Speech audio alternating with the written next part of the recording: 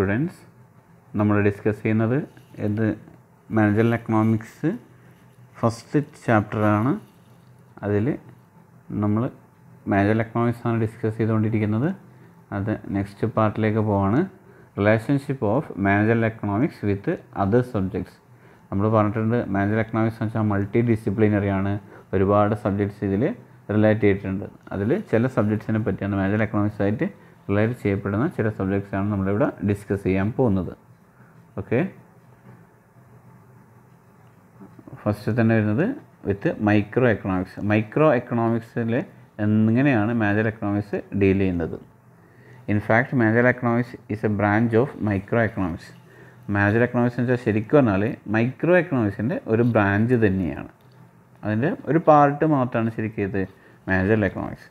Managerial economics uses micro economic concepts such as elasticity of demand, market structure etc. in managerial decision making. അതായത് manager decision മേക്കിങ്ങിന് വേണ്ടിയിട്ട്, മാനേജേഴ്സിന് decision എടുക്കാൻ വേണ്ടിയിട്ട് managerial എക്കണോമിക്സിൽ micro എക്കണോമിക്സിലെ ചില കൺസെപ്റ്റായ elasticity of demand, market structure പോലെയുള്ള കാര്യങ്ങൾ നമ്മൾ ഉപയോഗിക്കുന്നുണ്ട്. അതുകൊണ്ട് തന്നെ നമുക്ക് എന്ത് പറയാം, മാനേജറൽ എക്കണോമിക്സും മൈക്രോ എക്കണോമിക്സും ബന്ധമുണ്ടെന്ന് പറയാൻ പറ്റും. അടുത്തത് മാക്രോ എക്കണോമിക്സ്. അത് എക്കണോമിക്സിൻ്റെ രണ്ട് പാർട്ടാണ് ശരിക്ക് ബ്രാഞ്ചായിട്ട് നമ്മൾ പറയുന്നതാണ്. ഒന്ന് മൈക്രോ, രണ്ട് മാക്രോ. ഇനി മാക്രോ എക്കണോമിക്സിൽ എന്താണ് മാനേജറൽ എക്കണോമിക്സ് ആയിട്ടുള്ള ബന്ധം എന്നാണ് പറയുന്നത്. Macro economic concept such as national income, investment etcetera are helpful for planning. Managerial എക്കണോമിക്സിൽ പ്രധാനപ്പെട്ട ഒരു ഭാഗമാണ് പ്ലാനിങ് എന്നുള്ളത്. ആ പ്ലാനിങ്ങിന് വേണ്ടിയിട്ട് നമുക്ക് നാഷണൽ ഇൻകം, ഇൻവെസ്റ്റ്മെൻറ്റ് പോലത്തെ കാര്യങ്ങൾ നമ്മൾ ഉപയോഗിക്കുന്നുണ്ട്. ഇതൊക്കെ ശരിക്ക് ഏതിൻ്റെ ഭാഗമാണ്? മാക്രോ എക്കണോമിക്സിൻ്റെ കൺസെപ്റ്റുകളാണ്. ഓക്കെ, അപ്പോൾ അതുകൊണ്ട് തന്നെ മാക്രോ എക്കണോമിക്സും ഏതും തമ്മിൽ ബന്ധമുണ്ട്? ഈ പറഞ്ഞ മാനേജറൽ എക്കണോമിക്സും തമ്മിൽ ബന്ധമുണ്ട്. അടുത്തത് സ്റ്റാറ്റിസ്റ്റിക്സ് ആണ്. Statistical techniques are used for collecting, processing and analyzing in managerial economics. Managerial economics നമ്മളിന്ന് പല ഡാറ്റ കളക്ഷന്, അതിൻ്റെ പ്രോസസ്സ്, അനാലിസിസ് ഒക്കെ നടത്താറുണ്ട്. അപ്പോൾ ഇതിനു വേണ്ടി നമ്മൾ എന്ത് ചെയ്യുകയാണ്, സ്റ്റാറ്റിസ്റ്റിക്സിൽ പല ടെക്നിക്സും ഉപയോഗിക്കുന്നുണ്ട്. അതുകൊണ്ട് തന്നെ ഈ രണ്ട് സബ്ജക്ട്സും തമ്മിൽ റിലേഷൻ ഉണ്ട്. അടുത്തത് വിത്ത് mathematics. Mathematics used in managerial economics in estimating various economic relationship and employing them in decision making and forward planning.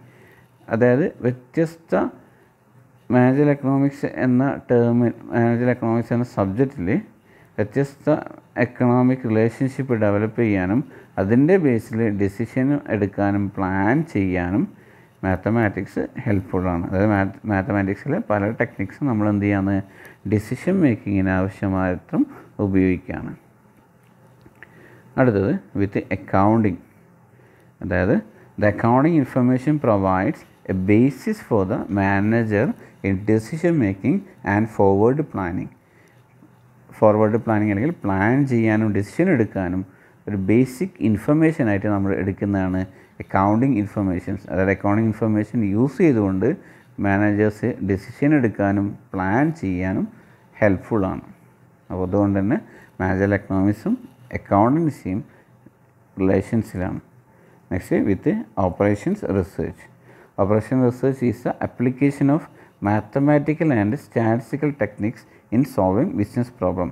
Operation research എന്ന് പറഞ്ഞാൽ ബിസിനസ് പ്രോബ്ലം സോൾവ് ചെയ്യാൻ വേണ്ടിയിട്ട് statistical and mathematical techniques apply ചെയ്യുന്നതിനാണ് operation research എന്ന് പറയുന്നത്. അതുകൊണ്ട് തന്നെ ഇത് രണ്ടും തമ്മിൽ എന്താണ്, റിലേഷൻഷിപ്പാണ്. അപ്പോൾ അതുകൊണ്ട് തന്നെ നമ്മളിപ്പോൾ പറഞ്ഞ ടേംസാണ് റിലേഷൻഷിപ്പുകൾ. ജസ്റ്റ് ഒന്ന് ഡിസ്കസ് ചെയ്യുകയാണ്. നമുക്ക് എന്തൊക്കെയാണ് നമ്മൾ ഈ വീഡിയോയിൽ സംസാരിച്ചത്.